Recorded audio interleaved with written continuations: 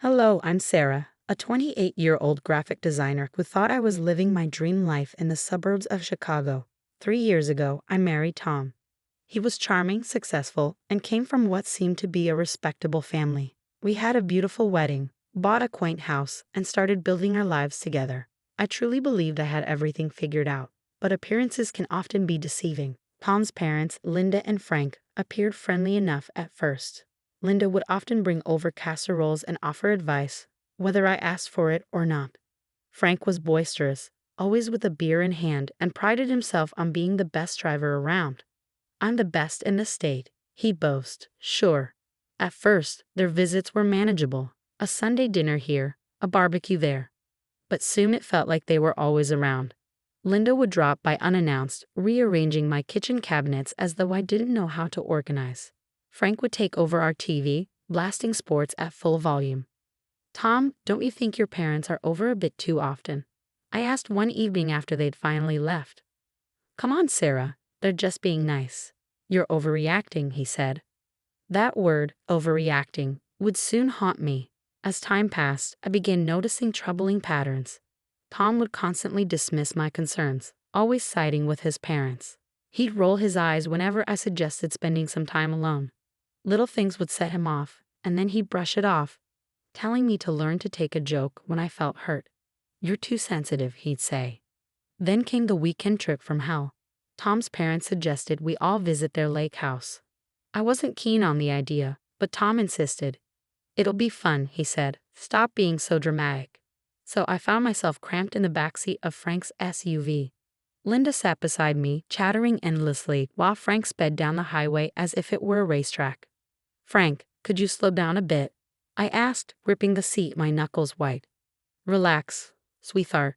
I've been driving these roads for 40 years. I know what I'm doing." I looked at Tom, silently pleading for his support, but he just shrugged and went back to his phone. It was in that moment I realized, despite being surrounded by family, I was completely alone. As Frank took a sharp turn, tires screeching, I shut my eyes, wondering how I ended up here, with people who didn't respect me, married to a man who didn't seem to care. The tension in the car became unbearable as Frank sped down the winding road. "Frank, please, slow down. You're going too fast for these curves," I urged again. "Oh, lighten up, Sarah. I've driven this road 100 times," he said dismissively. Suddenly, a deer darted onto the road. Frank swerved sharply. The tires screeched and everything slowed down. The car spun out of control. I heard Linda scream. I saw Tom's phone fly from his hand. Then there was a deafening crash. Pain, unbearable pain, consumed me. I couldn't move, couldn't breathe. There was glass everywhere, and the metallic taste of blood filled my mouth. Sirens wailed in the distance. The next few hours were a blur, bright lights, urgent voices, and excruciating pain. I caught snippets of conversation. Multiple fractures, internal bleeding, prep for surgery. I was terrified. Where was Tom? Why wasn't he with me? When I finally regained full consciousness, I was in the ICU, surrounded by machines beeping steadily. Every breath was agony. "Hey, you're awake," said Nicole, my best friend and an ER nurse. Her face was a mixture of relief and concern. "How are you feeling?" she asked. "Like I've been hit by a truck," I managed to croak. "Where's Tom?" Nicole's expression darkened. "He's outside, with his parents. Sarah, there's something you need to know." Just then, Tom walked in, his parents following closely behind. Frank had only a few scratches and Linda looked shaken. Unlike me, they were all walking. Tom stood by the doorway hesitant. "Oh honey," he said, but he didn't come closer. "You really scared us." Scared them? I couldn't believe my ears. "I scared you. Your dad nearly killed us all." Frank puffed up, looking indignant. "Now listen here." "Sarah," Tom interrupted, his tone patronizing, "you're overreacting. It was an accident. These things happen." I stared at him in disbelief. "Overreacting? I'm in the ICU, Tom." "Well, maybe if you hadn't distracted Dad with all your constant nagging about his driving." "That's enough." Nicole's sharp voice cut through the tension. "Sarah needs rest. You all need to leave." As she ushered them out, I caught bits of their conversation drifting in from the hallway. "I told you, she's always been dramatic," Linda said. Remember Thanksgiving? How she overreacted when Frank had a few extra beers. I know, Mom, Tom replied. I just don't know what to do with her anymore. Son, Frank chimed in, he can't let her manipulate you like this. Accidents happen. She needs to get over it. Tears rolled down my face as the truth hit me like a second crash. My husband, the man who promised to stand by me in sickness and in health, was taking his reckless father's side. They were painting me as the villain, the dramatic wife, while I lay there broken, in pain. Nicole returned, her face a mix of anger and sympathy. Sarah, I'm so sorry. I had no idea Tom was like this. As the pain meds began pulling me under, one thought crystallized in my mind. I was done. Done with Tom, done with his toxic family, done with being the scapegoat. If I survived this, things were going to change. I just needed to figure out how. The weeks following the accident were a blur of pain, physical therapy, and a slow, grueling recovery. Each day was a battle, but I was determined to regain my strength. Nicole was my rock, visiting daily, helping me through the hardest moments. You've got this, Sarah, she'd say. Surprisingly, my coworkers were also incredibly supportive. They sent care packages, covered my projects, and even started a meal train. Their kindness was a stark contrast to Tom's family. Tom's visits became rare and brief, always filled with excuses. Sorry, babe, work's been crazy. You understand, right? His parents were worse. Linda would waltz in, armed with backhanded comments disguised as concern. Oh, Sarah dear, still in that wheelchair?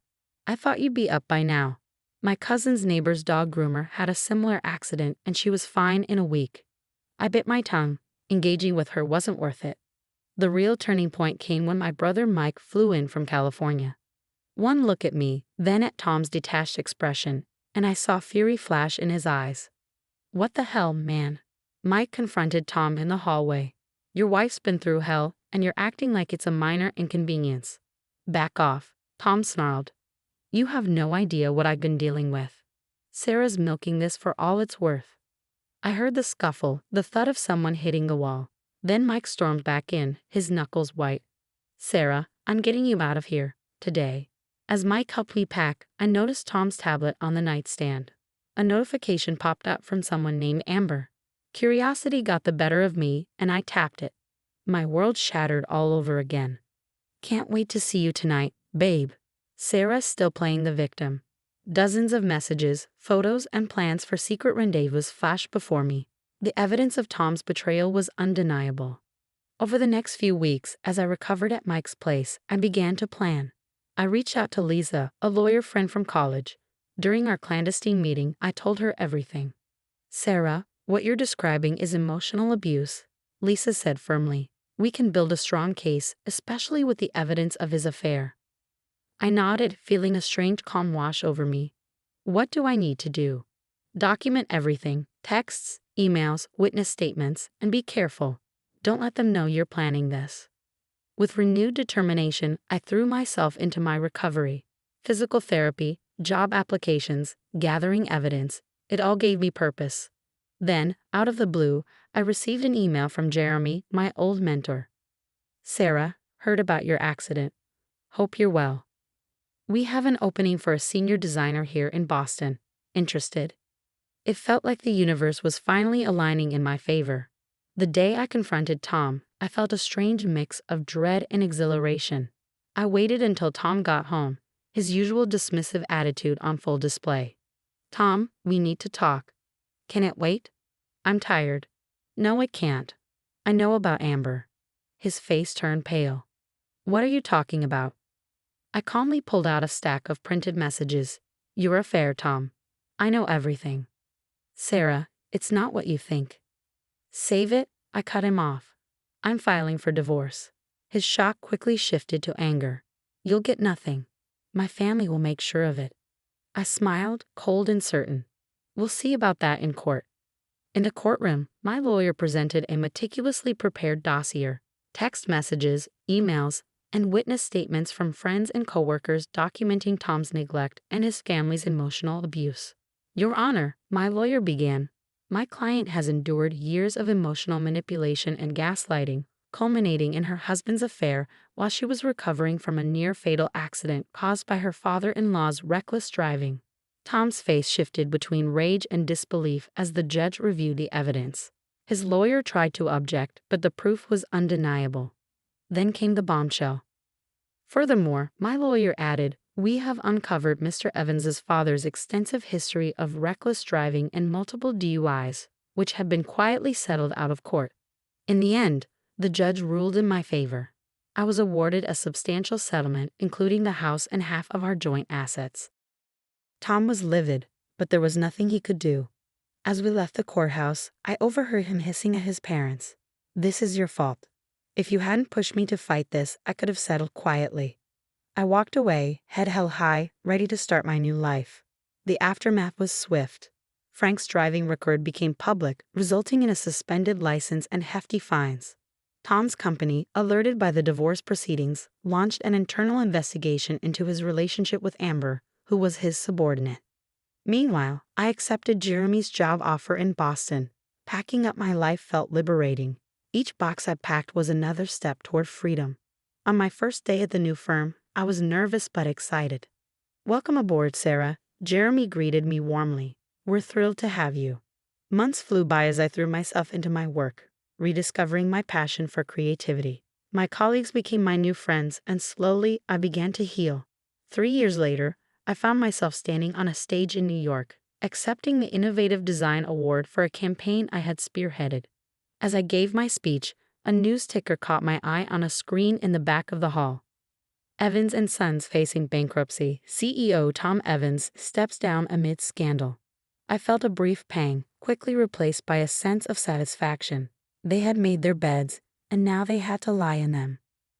Later that night, surrounded by my new friends and colleagues at a celebratory dinner, I raised my glass.